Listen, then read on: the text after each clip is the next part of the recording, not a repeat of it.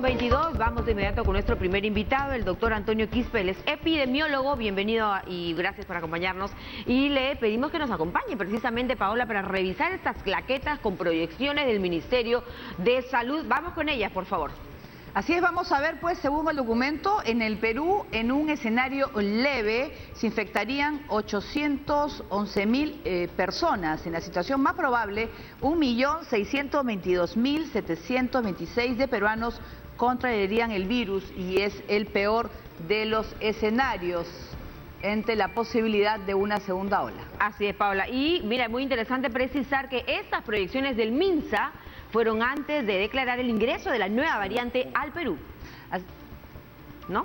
Ahí vamos con el, digamos, el escenario leve, según la fuente que es el Ministerio de Salud, posibles hospitalizados en una segunda ola en un escenario leve para nuestro país, 102.283 personas, más probable 204.566 en un peor escenario, 306.846. La siguiente. Así es, en el caso que los pacientes pues requieran hospitalizarse en una unidad de cuidados intensivos, leve 28.120, más probable 34.377 y en el peor de los casos 39.569.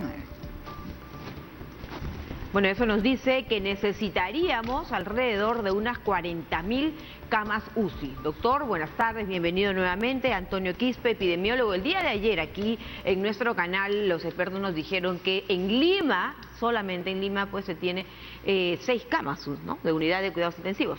Así es, solamente quedaban 6 camas y en el caso también de los fallecidos, a ver si podemos ver la claqueta, la cantidad de personas que podrían perder la vida ante una segunda ola, sería en un escenario leve 14.060 personas, en el escenario más probable 17.189 y en el peor de los casos 19.785 peruanos perderían la vida. Así que vamos a poder conversar con el médico epidemiólogo Antonio Quispe. Muy buenas tardes. Bueno, ¿se podría hablar de que estamos entrando en una segunda ola? ¿Estamos viviendo la segunda ola? ¿Usted qué le parece? ¿Qué tal? ¿Qué tal? ¿Cómo están? Buenas tardes. Gracias por tenerme en el programa. La respuesta es muy contundente. No, ya no hay ninguna discusión con respecto a que la segunda ola ya empezó.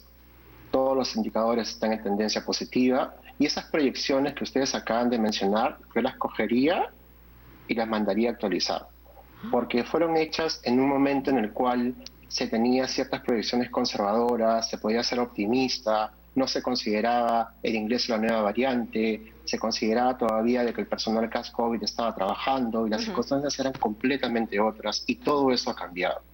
Predecir hoy en día de que vamos a tener menos muertes que en la primera ola es, por decirlo menos, equivocado, ¿no?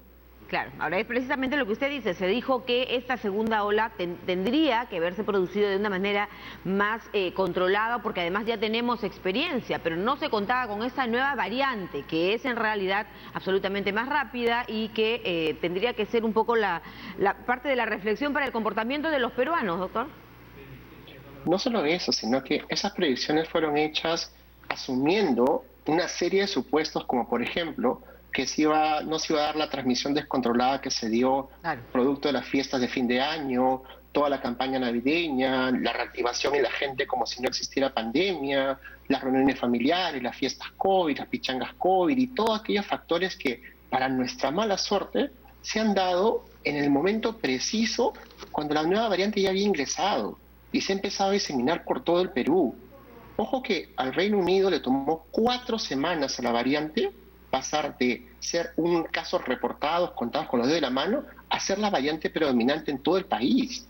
No hay ninguna razón para asumir lo contrario en el Perú, con la gran diferencia de que nosotros no tenemos un sistema de salud europeo. Sí, así es, doctor. Tenemos un sistema de salud menoscabado en todos los parámetros que se puedan medir. Así es, doctor, efectivamente. Ayer estábamos dando cuenta que solamente en Lima quedaban libres 6 camas UCI que ya deben estar ocupadas en este momento. Hay lista de espera y no se dan abasto tampoco los médicos intensivistas. Así que realmente preocupa regiones como Ancash, como Moquegua, que prácticamente pues el aumento ha sido realmente alarmante. Estamos hablando de una variante que es muy contagiosa. No solo eso, sino que el mismo hecho que teniendo la segunda ola recién empezando y a los hospitales colapsando, te dan una idea de que nuestro sistema de salud es muy precario.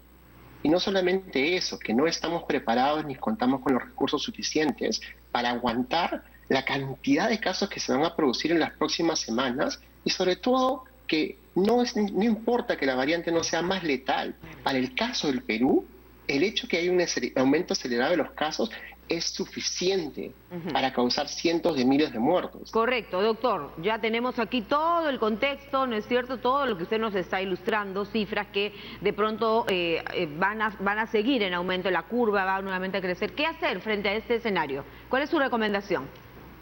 El día de ayer pasó una cosa extraordinaria. Los gobiernos regionales, por primera vez, han vuelto a convocar a sus comandos COVID. No van a esperar a que el gobierno central les diga, oye, ¿sabes qué? Respondan, ya. No, todo lo contrario, han tomado la batita de nuevo y es exactamente lo que tenemos que hacer ahora. No necesitamos en este momento volver a decirnos, oye, ¿sabes qué? Plantea tu alerta, responde, previene las muertes. El momento para prevenir la crisis sanitaria que se avecina era ayer, antes de las fiestas navideñas. Hoy ya vamos tarde. Y si aún, a pesar de todo esto, teniendo todos los indicadores en rojo, un gobernador regional no está tomando cartas en el asunto, va a ser el principal responsable de toda la crisis sanitaria de su región. Sí, doctor, precisamente Moquegua está solicitando ya cuarentena, se puede ya que los propios gobiernos regionales los establezcan, incluso se está hablando de confinamiento. Y esa es una de las grandes lecciones de la primera ola, que acuérdense que al inicio pensábamos en cuarentenas nacionales, ¿no? Y eso fue el último recurso, lo aplicamos de inicio justamente para prevenir, reconociendo las limitaciones de nuestro sistema de salud. Ahora es increíble que estando con 40% menos personal, 30% menos camas, teniendo toda la crisis económica encima, los impactos de la crisis sanitaria anterior, la crisis política que todavía no se ha resuelto, estemos actuando como si no pasara nada. Correcto. Doctor Quispe, hay regiones, como le hemos citado acá, como Moquegua, como nos ha precisado Paola, también el tema de Huánuco. Recordemos lo que pedía la semana pasada el gobernador regional de Huánuco, que además, dicho sea de paso, tienen autonomía, tanto presupuestaria como tienen autonomía para, por ejemplo, modificar su calendario. Ellos lo pueden hacer. ¿Qué recomienda usted en relación a los cercos epidemiológicos? O de pronto muchos señalan que se podría analizar nuevamente un confinamiento general. El cerco epidemiológico fue algo que se utilizó en la campaña de erradicación del smallpox. En esa época tenías una vacuna y lo que decías era identifica un caso y vacuno alrededor. Hoy en día las vacunas todavía no han llegado. Hablar de un cerco epidemiológico es aplicar un concepto, sacarlo de su contexto y aplicarlo mal. No es lo que necesitamos ahora.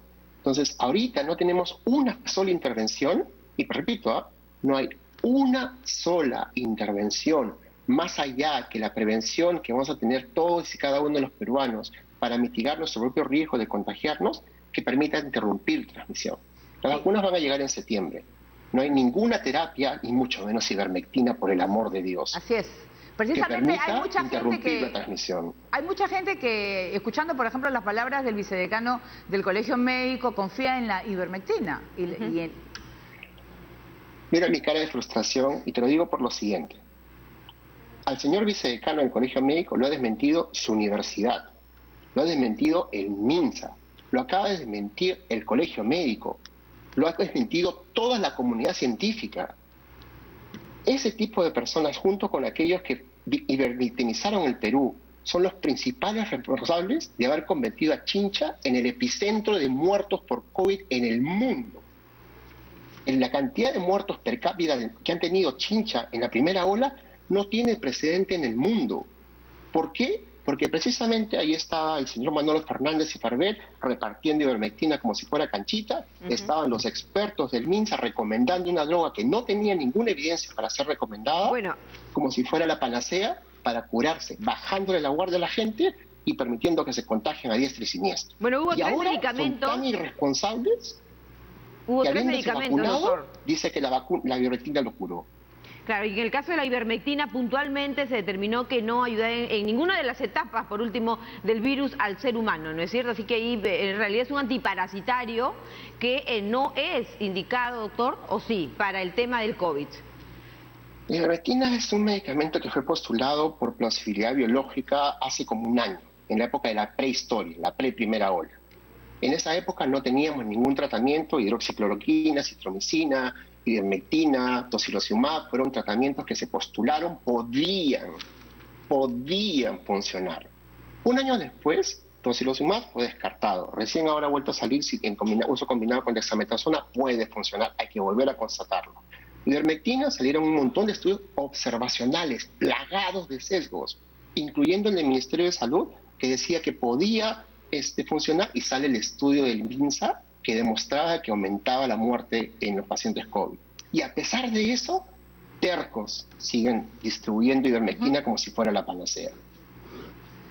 Bueno, doctor, clarísimo, ¿no? No, Y además lo que él ha dicho, en realidad el tema de los cercos epidemiológicos, finalmente se animaría a dar alguna recomendación final de lo que está faltando hacer en el Perú en esta etapa del virus y con la nueva variante.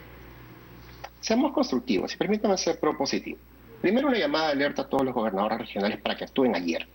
Lo segundo, es la población la que tiene que reconocer de que la segunda ola ya empezó, que no hay camas UCI para atender a tu hijo, a tu mamá, a tu abuelo, a tu familiar, a tu colega. Vas a estar en la desesperación en la que están cientos de personas en el Twitter rogando por camas UCI. Y no las vas a encontrar, porque ya llegamos al tope de saturación. Ojo que las camas UCI se comportan como si fueran, tú dices, colapso hoy día, se libera una cama. Sí, apareció una cama. La lista de espera es tan larga que no hay forma de que encuentres una cama. Vas a ir al entierro de tu padre, al entierro de tu hijo, al entierro de tu abuela, y no vas a tener dónde esconder tu vergüenza por haber comportado de la manera irresponsable como se están comportando decenas de personas atendiendo a fiestas COVID, pichangas COVID y a reuniones sin ningún uso, ningún tipo de prevención. Así es, tiene mucha razón, doctor, así es, la segunda ola ya empezó y hay personas pues que realmente simplemente no sé si es que no quieren darse cuenta o prefieren evadir la realidad, pero una realidad que es que no hay camas UCI.